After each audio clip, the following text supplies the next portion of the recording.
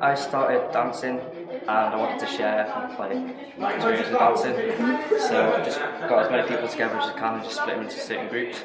So from the better people to the not so good people. So what made you enter UDance? We got a phone because we were in the newspaper, so like around Colin Bay, saying about the street dance and that we're doing it and stuff. So I got a phone call of Carrie, who said that this is open. So what are you looking forward to for tonight? It's our first performance as a group. We've done like miniature performances, but freestyling, no routines. So first 15, first performance. Are you nervous? Yeah.